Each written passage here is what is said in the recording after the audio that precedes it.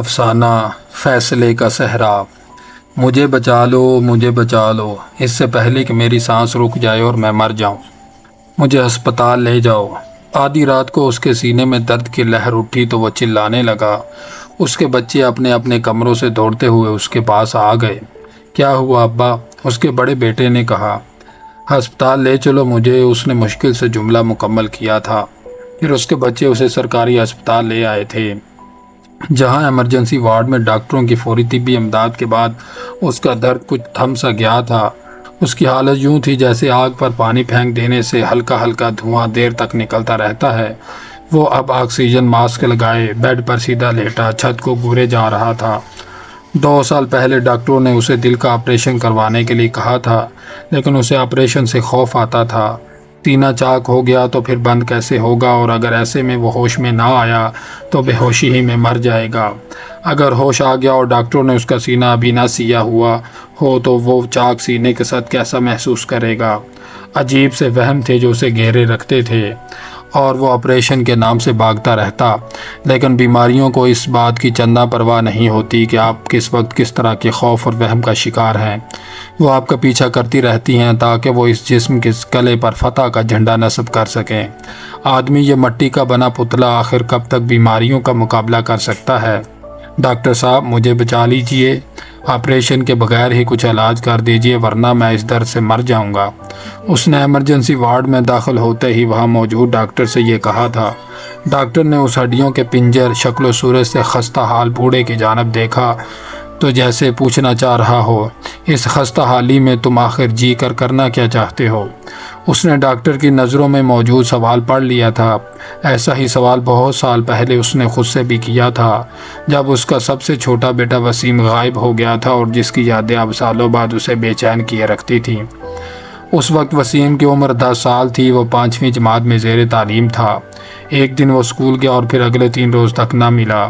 مسجدوں میں اعلان ہوا، اخبار میں اشتہار دیا، لیکن 3 روز تک اس کا کوئی سراغ نہ ملا۔ ان 3 دنوں کے دوران ان گنت افواہیں پھیل چکی تھیں۔ کچھ لوگ کہتے کہ انہوں نے وسیم کو ریلوے اسٹیشن کی طرف جاتے ہوئے دیکھا تھا، کچھ نے اسے دوپہر کو نہر کنارے بیٹھے دیکھا تھا، اور کچھ لوگوں نے اسے رشید کمار کے گھر کے سامنے کھیلتے ہوئے بھی دیکھا تھا۔ غرض جتنے منہ اتنی باتیں تھیں، ہر بات سن کر سلیم الیکٹریشین مزید پریشان ہو جاتا۔ اسے عجیب و غریب وہم گھیر لیتے۔ وہ سوچتا کہ کہیں وہ غلطی سے ٹرین میں تو نہیں بیٹھ گیا تھا، کہیں وہ نہر میں ڈوب نہ گیا ہو، اور کہیں نہیں یہ میں کیا سوچ رہا ہوں۔ یہ باتیں اسے پریشان رکھتیں۔ وہ ان خیالات میں گھر کر رہ گیا تھا۔ اسے اپنے سب بچوں سے محبت تھی، لیکن اس چھوٹے وسیم سے تو کچھ خاص انسیت تھی، اور وہ بھی اپنے باپ پہ جان چھڑکتا تھا۔ سلیم الیکٹریشین کے پاس ایک سائیکل تھی جس پر وہ اپنے بیٹے وسیم کو بٹھا کر سارے گاؤں کی سیر کراتا۔ جب کبھی دوسرے گاؤں میں میلہ لگتا تو وہ باپ بیٹا اسی سائیکل پر جاتے۔ سائیکل میلی ہو جاتی تو وسیم کہتا، ابا دیکھیں ہماری سائیکل کس قدر میلی ہو گئی ہے، آج ہم اس کی صفائی کریں گے۔ وہ پانی کی بوتل اور برش اٹھا کر لے آتا، پھر باپ بیٹا سائیکل کو خوب رگڑ رگڑ کر صاف کرتے۔ جب صفائی ہو جاتی تو وہ ہمیشہ اپنے ابا سے پوچھتا، ابا ایسی صاف سائیکل کیا گاؤں میں کسی اور کے پاس ہوگی؟ نہیں ایسی چمکدار سائیکل بھلا کس کے پاس ہو سکتی ہے کہ اسے ہمارے شہزادے نے صاف کیا ہے۔ وسیم کو اپنے ابا کی جرابیں، ٹوپی، رومال، غرض ہر شے کا علم ہوتا کہ کہاں رکھی ہیں۔ جب سلیم اپنی کوئی چیز ڈھونڈ رہا ہوتا تو وسیم کہیں سے وہ چیز ڈھونڈ لاتا۔ ابا آپ کی جرابیں یہ چارپائی کے نیچے پڑی تھی، ابا آپ کا رومال باورچی خانے میں رہ گیا تھا۔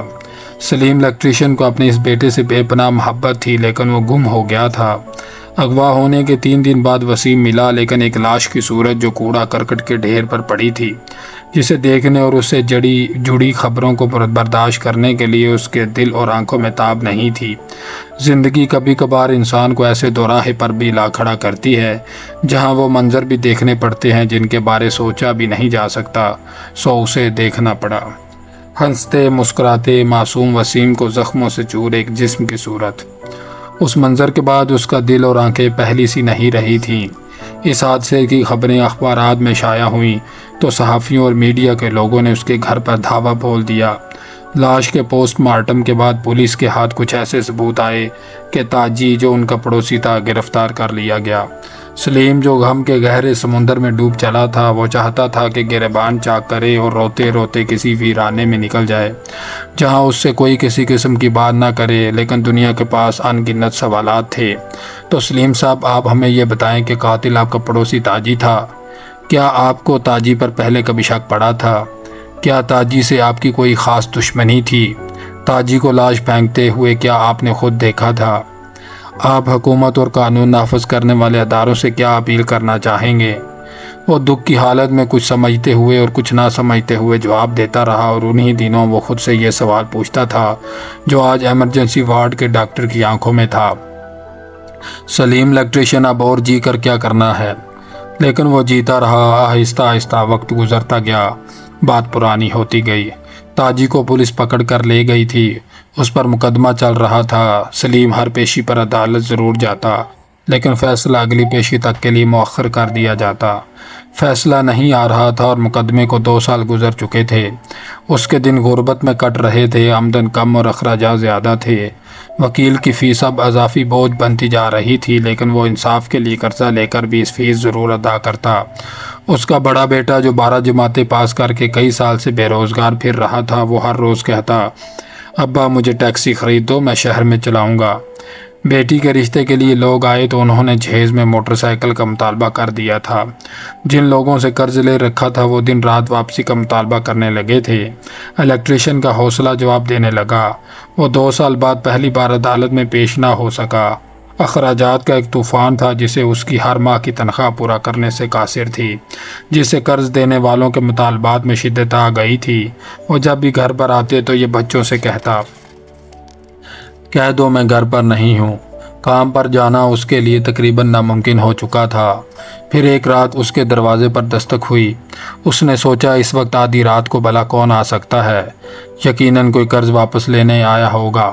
سو دروازہ نہیں کھولتا، لیکن لگاتار دستک ہوتی رہی تو وہ اٹھا اور آہستگی سے چلتے ہوئے دروازے تک آیا۔ کون ہے؟ اس کی آواز لرز گئی تھی۔ میں ہوں سراج، دوسری طرف تاجی کا باپ تھا۔ تمہاری جرت کیسے ہوئی میرے دروازے پہ دستک دینے کی؟ اس نے دروازہ کھولا اور زور سے چلایا، دیکھو سلیم، میری بات غور سے سنو۔ مجھے معلوم ہے تم آج کل بہت پریشان ہو، میرے پاس ان پریشانیوں کا حل ہے، باہر آؤ۔ وہ نہ چاہتے ہوئے بھی سراج کے ساتھ چل پڑا تھا۔ اس بات کو 30 سال گزر چکے تھے۔ بیٹی کی دھوم دھام سے شادی ہو چکی تھی، بیٹا اپنی ٹیکسی چلا رہا تھا اور اب وہ عمر کے اس حصے میں تھا جہاں راتوں کو نیند کم آتی ہے۔ وہ ساری رات چھت کو گھورتا رہتا، لیکن اسے نیند نہ آتی، اور اگر نیند آتی بھی تو خوابوں میں اس کا بیٹا وسیم ہاتھوں میں نوٹوں کی گڈھیاں اٹھائے ہوئے آ جاتا اور اس سے کہتا، ابا تو نے گھاٹے کا سودا کیا تھا نا؟ وہ گھبرا کر اٹھ بیٹھتا، پھر ساری رات چھت کو گھورتے ہوئے گزر جاتی۔ لیکن اب کئی روز سے اسے جاگتے ہوئے بھی وسیم دکھائی دینے لگا تھا، اسی خون آلود سکول یونیفارم میں جو کوڑے کے ڈھیر پر اس کی لاش کے ساتھ ملی تھی۔ وسیم تم یہاں کیسے؟ تم تو فوت ہو گئے تھے۔ وہ جب اپنے کمرے کی کرسی پر وسیم کو بیٹھے دیکھتا تو اس سے پوچھتا۔ وسیم چلتا ہوا اس کے قریب آتا اور اس کے سامنے نوٹ لہرا کر کہتا، ابا ان نوٹوں کی خوشبو کیسی ہے؟ وہ گھبرا کر منہ دیوار کی جانب کر لیتا جہاں وسیم اپنی خون آلود شرٹ تھامے کھڑا ہوتا۔ میرے بچے، مجھے معاف کر دو، یہ حالات کا فیصلہ تھا، اس میں میرا کوئی قصور نہیں۔